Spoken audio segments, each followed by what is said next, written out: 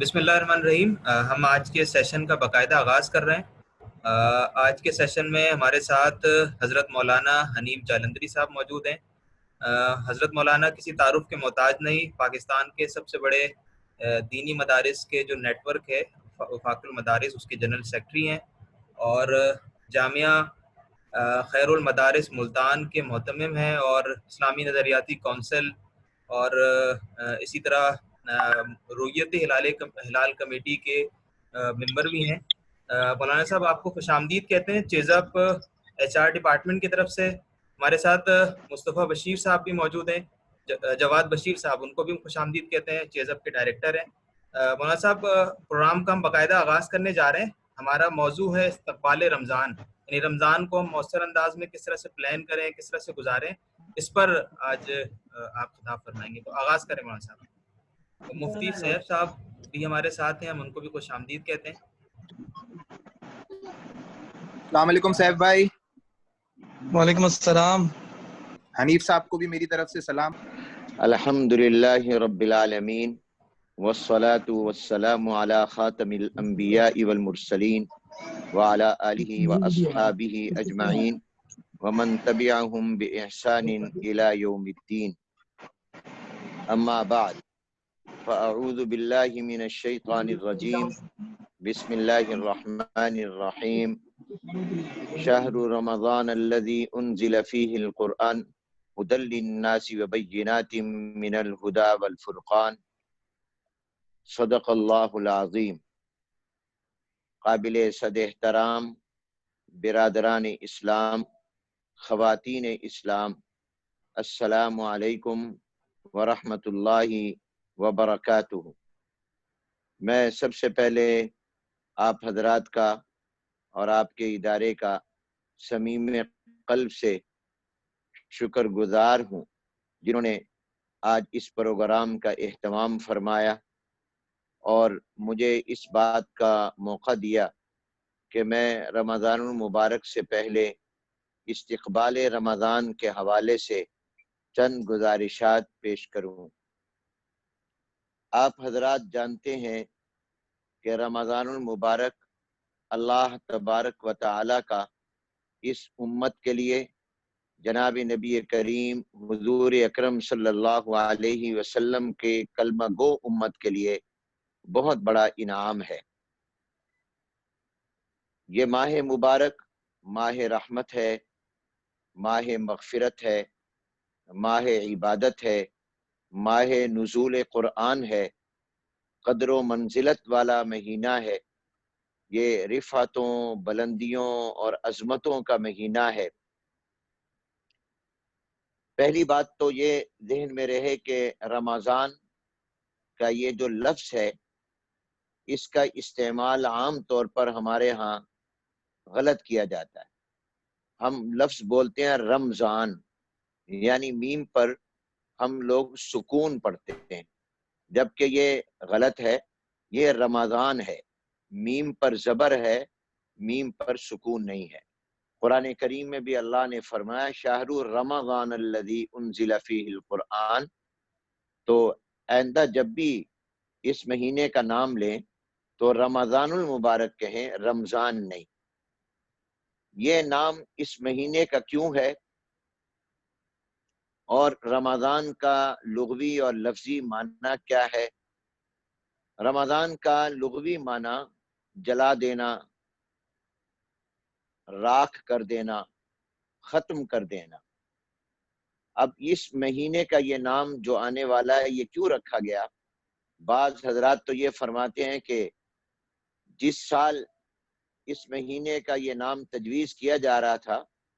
تو اس لیے یہ نام تجویز ہوا کہ اس سال یہ مہینہ بہت ہی سخت گرمی کے موسم میں آیا، اور وہ ایسی گرمی تھی جو جھلسا دینے والی اور جلا دینے والی تھی، تو اس لیے اس مہینے کا نام رکھ دیا گیا رمضان۔ مگر اہل دل فرماتے ہیں کہ اس کا نام رمضان اس لیے ہے کہ یہ گناہوں کو جلا کر راکھ کر دیتا ہے، یہ گناہوں کو مٹا دیتا ہے، یہ گناہوں کو ختم کر دیتا ہے۔ اس بنا پر اس کا یہ نام رمضان ہے۔ تو رمضان المبارک کی وجہ تسمیہ سے یہ بات معلوم ہو گئی کہ یہ اللہ تعالیٰ کی طرف سے ایک ایسا عظیم الشان مہینہ ہے جو ہمارے گناہوں کو مٹا کر ختم کر دیتا ہے اور نیست و نابود کر دیتا ہے، بشرطے کہ اس ماہ مبارک کے تقاضے ادا کیا جائیں اور ان کے پیغام پر عمل کیا جائے۔ یہ ماہ مبارک نزول قرآن کا مہینہ ہے، یہ بخشش کا، مغفرت کا اور رحمت کا مہینہ ہے۔ چونکہ یہ بہت ہی عظیم الشان مہینہ ہے جو اللہ تعالی ہمیں عطا فرمانے والے ہیں، اور اس کی قدر و منزلت کا ہر ایک کو اندازہ بھی ہے، احساس بھی ہے، اس کی برکات کا کھلی آنکھوں مشاہدہ ہوتا ہے، اور اس پر کسی دلائل کی ضرورت نہیں ہے کہ یہ ماہ مبارک بہت ہی برکت والا ہے، بہت ہی عظمت والا ہے، بہت ہی رحمت والا ہے۔ تو جب ظاہر ہے کہ ایک عظیم مہینہ اللہ تعالی ہمیں عطا کر رہے ہیں تو اس مہینے کا ہمیں استقبال کرنا چاہیے، اور دوسرے لفظوں میں یوں بھی کہا جا سکتا ہے کہ ہمارے پاس ایک بہت عظیم مہمان آنے والا ہے، اور ظاہر ہے کہ جب کوئی بڑی شخصیت مہمان ہمارے ہاں بنتی ہے اور بننے والی ہوتی ہے تو ہم کئی ماہ پہلے اور کئی دن پہلے اس کا انتظامات کرتے ہیں، استقبال کے تیاریاں کرتے ہیں، اور ان کو ویلکم اور خوش آمدید اور اہلاً و سہلاً مرحبا کہتے ہیں۔ تو رمضان المبارک بھی ایک عظیم الشان مہمان ہے، بلکہ اگر میں یہ کہوں تو غلط نہیں ہوگا کہ بے مثال مہمان ہے۔ یہ مہمان جو ہمارے پاس آنے والا ہے، ہمیں اس کے استقبال کرنا چاہیے، اس کو خوش آمدید کہنا چاہیے، اسے ہمیں اہلاً و سہلاً مرحبا کہنا چاہیے، اور اس مہمان کے آنے سے پہلے ہمیں اس کی تیاری کرنی چاہیے۔ خود رحمت عالم حضور اکرم صلی اللہ علیہ وسلم کی تعلیمات میں اور آپ کے معمولات میں، آپ کے ارشادات میں، آپ کے فرمودات میں ہمیں اس ماہ مبارک کا استقبال نظر آتا ہے۔ رمضان المبارک سے پہلے جب رجب کا چاند نظر آتا، یعنی ابھی رمضان کے آنے میں 2 مہینے ہوتے، تو حضور اکرم صلی اللہ علیہ وسلم یہ دعا فرمایا کرتے تھے، اللہم بارک لنا فی رجب و شعبان وبلغنا رمضان، اے اللہ ہمارے رجب اور شعبان کو برکت والا بنا دیجئے اور ہمیں رمضان المبارک نصیب فرما دیجئے۔ اب رحمت عالم حضور اکرم صلی اللہ علیہ وسلم کا رمضان کے آنے سے 2 ماہ پہلے یہ دعا فرمانا، یہ رمضان کے استقبال کے لیے اپنے آپ کو اور اپنے عمل کو بطور تعلیم پیش کر کے لوگوں کو تیار کرنا ہے کہ جس کے لیے دعا کی جا رہی ہے وہ معلوم ہوتا ہے کہ بہت ہی عظمت والی چیز ہے کہ رحمت عالم صلی اللہ علیہ وسلم 2 ماہ پہلے اس کے لیے دعا فرما رہے ہیں۔ پھر دوسری تیاری اور استقبال جو ہمیں حضور علیہ السلام کی سیرت طیبہ میں ملتا ہے وہ یہ کہ جناب نبی کریم صلی اللہ علیہ وسلم رمضان المبارک سے پہلے والا مہینہ جو شعبان کا ہوتا، سب سے زیادہ روزے حضور علیہ السلام اس مہینے میں رکھتے تھے۔ رمضان المبارک کے علاوہ جس مہینے میں حضور علیہ السلام نے سب سے زیادہ روزے رکھے، رمضان تو ہے ہی ماہ سیام، وہ تو پورا مہینہ ہی روزوں کا ہے، لیکن رمضان المبارک کے علاوہ جناب نبی کریم صلی اللہ علیہ وسلم نے جس مہینے کے سب سے زیادہ روزے رکھے وہ شعبان کے روزے۔ اب حضور علیہ السلام شعبان میں روزے کیوں رکھ رہے ہیں؟ یہ رمضان کا استقبال ہے، یہ رمضان المبارک کی تیاری ہے، یہ رمضان کے روزوں سے پہلے اپنے آپ کو روزوں کے لیے تیار کرنا ہے، اور گویا اللہ تعالیٰ کی بارگاہ میں زبان حال سے یہ کہنا ہے کہ اللہ آپ روزے فرض فرمائیں گے رمضان میں، ہم اس کے لیے تیار ہیں اور ہم شعبان میں روزے رکھ رہے ہیں۔ پھر تیسری تیاری جو جناب نبی کریم صلی اللہ علیہ وسلم کی سیرت طیبہ میں ہمیں ملتی ہے وہ یہ حدیث مبارکہ ہے جو سیدنا سلمان فارسی رضی اللہ تعالیٰ عنہ نقل کی ہے کہ جناب نبی کریم رحمت عالم حضور اکرم صلی اللہ علیہ وسلم نے شعبان کے آخری تاریخ میں ہم لوگوں کو جمع کر کے وعظ فرمایا، اور آپ علیہ السلام نے یہ ارشاد فرمایا یا ایھا الناس، اے لوگو۔ اب ذرا غور کیجئے، حضور اکرم صلی اللہ علیہ وسلم نے یا ایھا الذین آمنوا نہیں فرمایا، یا ایھا الناس فرمایا۔ آپ کے اس خطاب سے اس بات کی طرف اشارہ ملتا ہے کہ رمضان المبارک کی رحمت اور رمضان المبارک کی نعمتیں اور رمضان المبارک کی برکتیں یہ صرف امت مسلمہ نہیں، پوری انسانیت کو نصیب ہوتی ہیں۔ چنانچہ ایسے ممالک جہاں پر غیر مسلموں کی بھی بڑی تعداد ہے، وہ بھی الحمدللہ رمضان المبارک میں مسلمانوں کی سخاوت اور فیاضی سے فائدہ اٹھاتے ہیں۔ کئی ایسے لوگ جو غیر مسلم ہیں، مسلمان رمضان میں ان کو بھی کھانا کھلاتے ہیں۔ تو جناب نبی کریم صلی اللہ علیہ وسلم نے فرمایا یا ایھا الناس، اے لوگو۔ اس سے بتا دیا کہ یہ رمضان المبارک پوری انسانیت کے لیے اللہ تعالیٰ کی طرف سے ایک بہت بڑی رحمت ہے۔ پھر فرمایا قد اظلکم شہر عظیم مبارک، تمہارے اوپر ایک بہت بڑا مہینہ سایہ فگن ہونے والا ہے۔ خود حضور علیہ السلام جس کو عظیم کہیں، اس کی عظمت میں کیا کلام ہو سکتا ہے۔ پھر فرمایا مبارکن، برکت والا ہے۔ اللہ کا پیغمبر وہ زبان جو زبان سچ کی زبان ہے، جو وحی کا ترجمان ہے، وہ ما ینطق عن الہوا ان هو الا وحی یوحی کا مصداق زبان ہے، اس زبان نبوت سے یہ ارشاد ہو رہا ہے کہ مبارکن، یہ مہینہ بڑا برکت والا ہے۔ شہر فیہ لیلۃ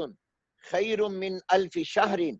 اور یہ ایک ایسا مہینہ ہے جس میں ایسی رات آئے گی جو 1000 مہینوں سے بھی بہتر ہے۔ آگے فرمایا جعل اللہ صیامہ فریضۃ وقیام لیلہ تطوعا، اللہ نے اس کے دن کی عبادت کو یعنی روزے کو فرض قرار دیا، اور رات کے قیام یعنی تراویح کو اللہ نے نفل قرار دیا۔ من تقرب فیہ بخصلۃ کان کمن ادی فریضۃ فیما سواہ، جو ماہ مبارک میں کوئی ایک فرض ادا کرے گا وہ ایسا ہے کہ جیسے اس نے رمضان المبارک کے علاوہ میں اس نے نفل ادا کیا ہو، اور جس نے اس رمضان میں کوئی ایک فرض ادا کیا وہ ایسے ہے جیسے اس نے 70 فرض ادا کیا ہو۔ یعنی رمضان المبارک میں نفل کا ثواب فرض کے برابر اور ایک فرض کا ثواب 70 کے برابر۔ پھر آپ علیہ السلام نے آگے ارشاد فرمایا یہ صبر کا مہینہ ہے، یہ غمخاری کا مہینہ ہے، اس میں مومن کا رزق بڑھا دیا جاتا ہے۔ جناب نبی کریم صلی اللہ علیہ وسلم نے پھر ارشاد فرمایا کہ اس ماہ مبارک میں اگر کوئی اپنے ماتحت اور مزدور کے کام کو ہلکا کر دے گا، اللہ تعالیٰ اس کی بخشش اور مغفرت فرمائیں گے۔ پھر فرمایا اولہ رحمت واوسطہ مغفرت وآخر عتق من النار، اس کا پہلا حصہ رحمت ہے، یعنی شروع کے 10 دن رحمت کے، درمیان کے 10 دن بخشش اور مغفرت کے، اور آخری 10 دن تو جہنم کی آگ سے آزادی کے ہیں۔ یہ حضور اکرم صلی اللہ علیہ وسلم نے جو خطبہ ارشاد فرمایا، جناب نبی کریم صلی اللہ علیہ وسلم نے شعبان کے آخری تاریخ میں اور صحابہ کے مجمع میں فرمایا، اس سے مجھے اور آپ کو کیا پیغام ملا کہ جناب نبی کریم صلی اللہ علیہ وسلم رمضان سے پہلے رمضان کا استقبال کرنا۔ تو آپ علیہ السلام کا 2 ماہ پہلے دعا فرمانا، حضور علیہ السلام کا شعبان میں کثرت سے روزے رکھنا، جناب نبی کریم صلی اللہ علیہ وسلم کا شعبان کے آخری تاریخ میں صحابہ کرام رضوان اللہ تعالی مجمعین کے اجتماع میں رمضان کی اہمیت کو بیان کرنا، اس کی فضیلت کو بیان کرنا، یہ تمام کے تمام اس بات پر دلالت کر رہے ہیں کہ رمضان سے پہلے رمضان کا استقبال، رمضان المبارک سے پہلے رمضان کے لیے تیاری، رمضان المبارک سے پہلے رمضان کی قدر و منزلت کے لیے اپنے دماغ کو تیار کر لینا اور اپنے بدنوں کو تیار کر لینا۔ اب رمضان المبارک کا استقبال کیا ہے؟ یہ تو تھی استقبال کی اہمیت۔ اب استقبال سے مراد کیا ہے؟ دیکھیے، استقبال سے مراد یہ نہیں ہے کہ ہم رمضان المبارک سے پہلے ان دنوں میں کوئی تقریبات کریں، ہم کوئی اجتماعات کریں، ہم کوئی جلسے کریں۔ ہاں، اگر وہ اس مقصد کے لیے ہوں کہ ہم نے رمضان المبارک کی اہمیت اور فضیلت اور قدر و منزلت لوگوں کے دل و دماغ میں بٹھانی ہے تاکہ یہ مہینہ غفلت کی نظر نہ ہو، تو یہ اپنی جگہ درست ہے، لیکن اصل مقصد استقبال رمضان کا یہ ہے کہ ہم ابھی سے اپنا ایک نظام اور اپنا ایک دستور العمل بنائیں، اور ہم رمضان المبارک سے پہلے ہی رمضان المبارک کی تیاری کریں۔ اور اس کی تیاری کیا ہے؟ نمبر ایک، اس کی تیاری یہ ہے کہ ہم اس بات کا ارادہ اور اس بات کا عزم کریں کہ ہم پورے ذوق و شوق کے ساتھ انشاءاللہ رمضان المبارک میں روزہ بھی رکھیں گے اور رات کو تراویح بھی پڑھیں گے۔ رمضان المبارک ماہ عبادت ہے، اور اس کی سب سے بڑی عبادت روزہ ہے، اور پھر رات کا قیام ہے۔ تو ہم اپنے آپ کو اس کے لیے ابھی سے ذہنی طور پر تیار کریں کہ ہم انشاءاللہ روزہ رکھیں گے اور ہم تراویح کی نماز بھی پڑھیں گے۔ دوسرا، رمضان مبارک کا استقبال یہ ہے کہ ہم ابھی سے اپنے کاموں کو دیکھیں کہ کون سے ایسے کام ہیں جن کاموں کو میں چھوڑ سکتا ہوں اور وہ کام میں رمضان میں نہ کروں، تو ان کاموں کو ابھی سے سوچ لیا جائے کہ یہ کام میں نے رمضان المبارک میں نہیں کرنے۔ کون سے ایسے کام ہیں جن کاموں کو ہم رمضان المبارک کے بعد مؤخر کر سکتے ہیں، ہم ان کاموں کو مؤخر کر دیں۔ اور کون سے کام ایسے ہیں کہ جو میرے لیے ناگزیر اور ضروری ہیں، وہ میں نے ہر حال میں رمضان المبارک میں کرنے ہیں، تو وہ رمضان المبارک کے اندر بقدر ضرورت بوقت ضرورت کریں، تاکہ ہمیں زیادہ سے زیادہ وقت عبادت کے لیے مل جائے۔ اور ابھی سے ہم اپنا دستور العمل یہ بنائیں، نظام الاوقات یہ بنائیں کہ میں نے رمضان المبارک میں فلاں کام فلاں وقت کرنا ہے، فلاں کام فلاں وقت کرنا ہے، اور یہ کام ایسا ہے جو میں رمضان کے بعد کر لوں گا، اور فلاں وقت میں نے عبادت کرنی ہے۔ ہم ابھی سے اپنے رمضان المبارک کے دن اور رات کا ایک نقشہ بنائیں، اور اس نقشے کے مطابق ہم اپنے رمضان کو قیمتی بنانے کی کوشش کریں۔ دیکھیے، آپ جانتے ہیں کہ رمضان المبارک جو ہے یہ ہماری اصل میں اوور ہالنگ کا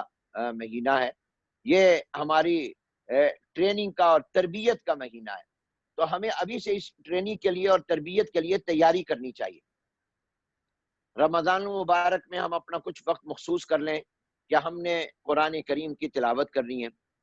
پورا سال کتنے لوگ ہوں گے 11 مہینے جن کو قرآن کی تلاوت کا موقع نہیں ملتا، وہ ابھی سے یہ طے کر لیں کہ ہم نے قرآن کریم کی تلاوت رمضان المبارک میں لازمن کرنی ہے، ہم نے تسبیحات کرنی ہے، ذکر کرنا ہے، اور اسی طرح پر ہم نے تراویح بھی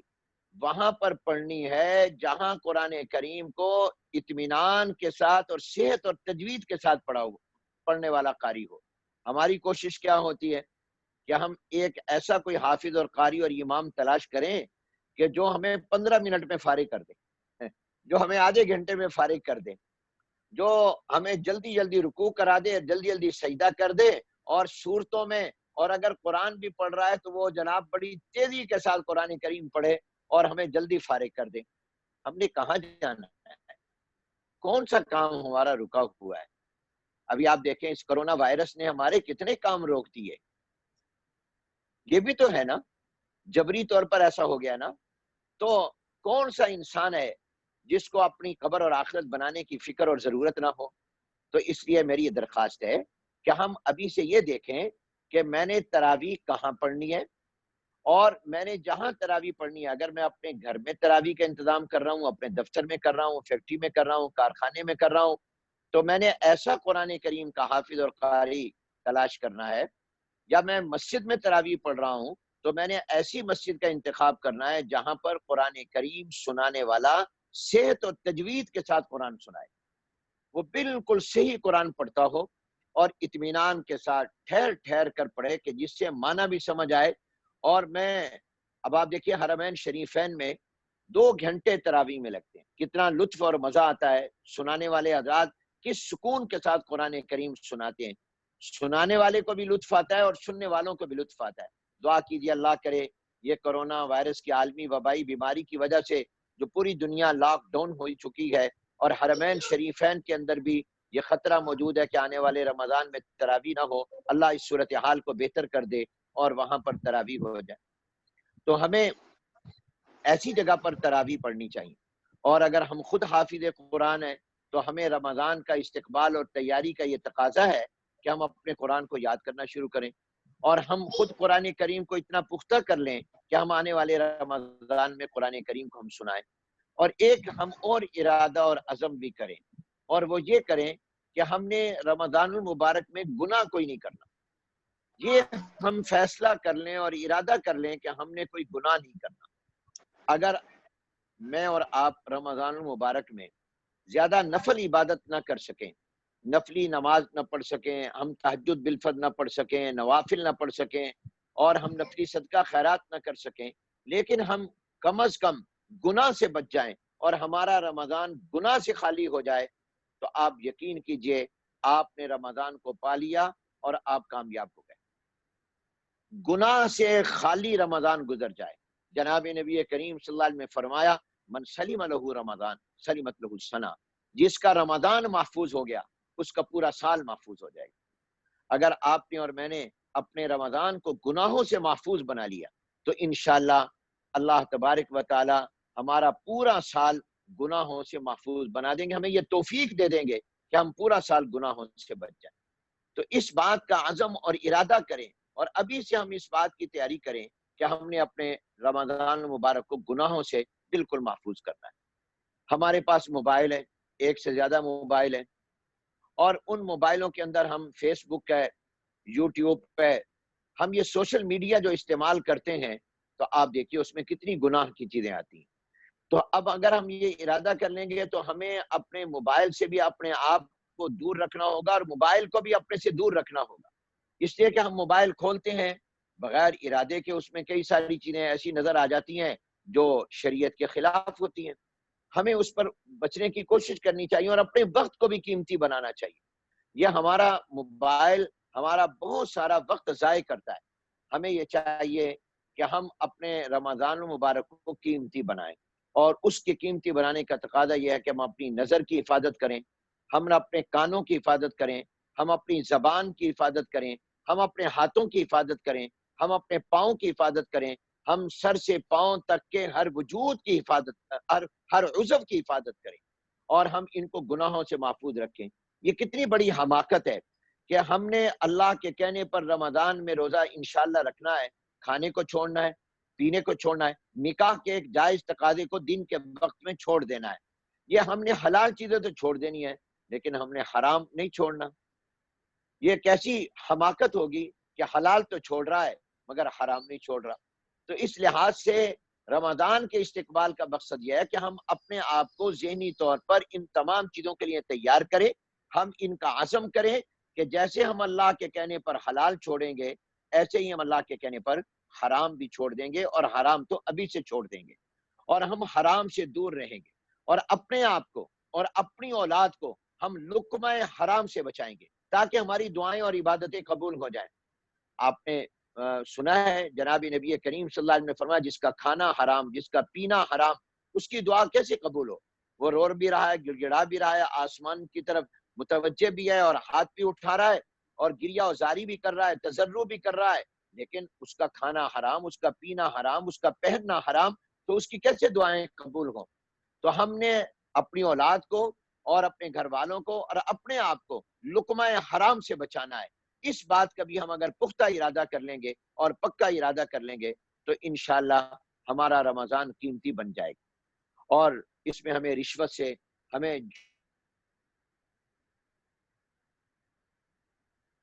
جھوٹ سے، تمام چیزوں سے ہمیں اپنے آپ کو محفوظ رکھنا۔